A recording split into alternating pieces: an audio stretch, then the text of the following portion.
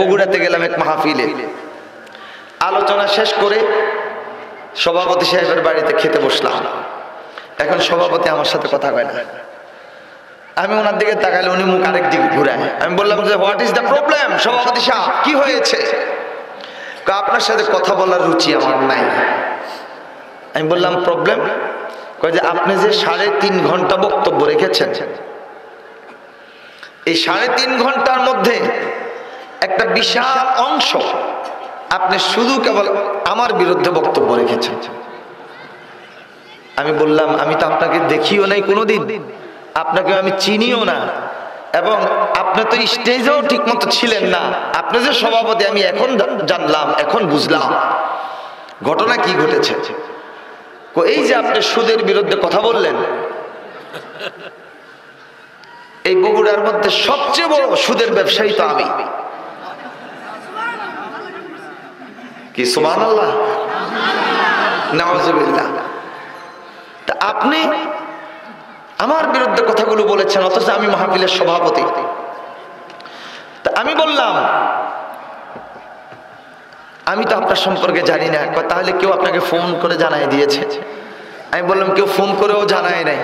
তাহলে আপনি আমার বিরুদ্ধে কেন বলেছেন? আমি আপনার বিরুদ্ধে বলিনি, আমি সুদখোরের বিরুদ্ধে বলেছি। যখন আপনি নিজেই পরিচয়টুকু জানিয়ে দিলেন আপনি একজন সুদখোর, আল্লাহ পাক আমাকে রহম করো, সুদখোরের বাড়িতে তো আমি খেতে পারবো না।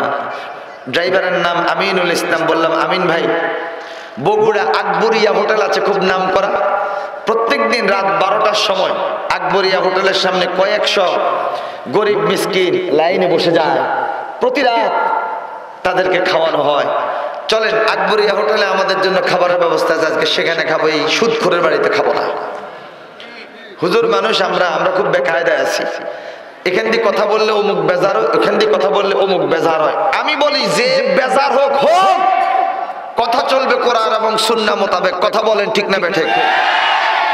যদি প্রয়োজন হয় আমার উপর বেজার হয়ে বাড়িতে গিয়ে 3 প্লেট গরম ভাত খান, আমার কোনো আপত্তি নেই, কিন্তু তারপরও কোরআনের হক কথা আমাদেরকে বলতেই হবে। এক ইমাম সাহেব মসজিদে খুতবা দিতে দাঁড়ালেন, খুতবা দিলেন, নামাজ পড়াচ্ছেন। প্রথম রাকাতেই এই সূরা ইয়াসিন, এই জন্য ঘটনাটা মনে পড়ে গেল। তিনি পড়তেছেন ইয়াসিন ওয়াল কুরআনিল হাকীম, প্রথম কয়েকটা আয়াত দিয়ে প্রথম রাকাত। দ্বিতীয় রাকাতে অন্য সূরা দিয়ে উনি নামাজ পড়ালেন, শেষ করলেন। এখন সেক্রেটারি সাহেব খতিব সাহেবের উপর, ইমাম সাহেবের উপর মারাত্মক রেগে গেছে।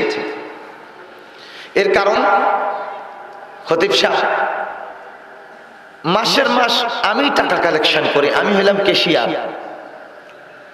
সভাপতি সাহেব মিটিং এ সভাপতিত্ব করেন, সেক্রেটারি সাহেব মাতবরি করেন, কিন্তু টাকা পয়সা মাল পানি যা কামাই করার এগুলো তো আমি ইনকাম করে। আরে নামাজের মধ্যে আপনি সভাপতির নামও নিলেন, সেক্রেটারির নামও নিলেন, আমি ক্যাশিয়ার, কোন অপরাধ করলাম আপনি আমার নামটা নিতে পারলেন না?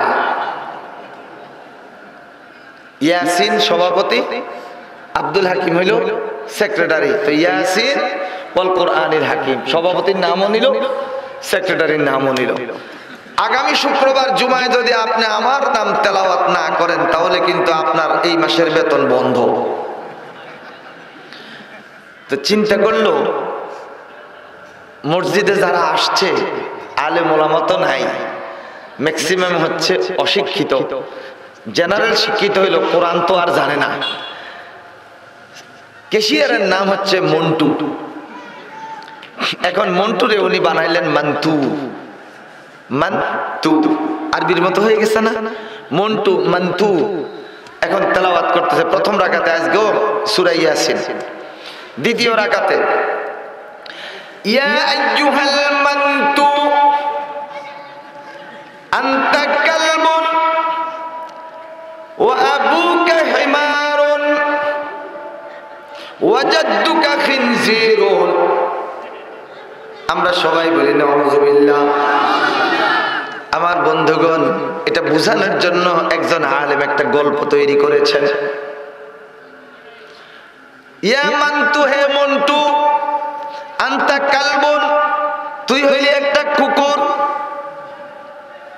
ও আবুকা হিমারুন, তোর বাপ হইল একটা গাধা। ওয়া জাদ্দুকা খিনজিরুন, আর তোর দাদা হইল একটা শূকর। যার কারণে তুই একজন খতিবেরে এইভাবে মেন্টাল টর্চার করতে পারোস, তোর নাম কেন আমি তেলাওয়াত করি নাই? মুসিবত, মুসিবত।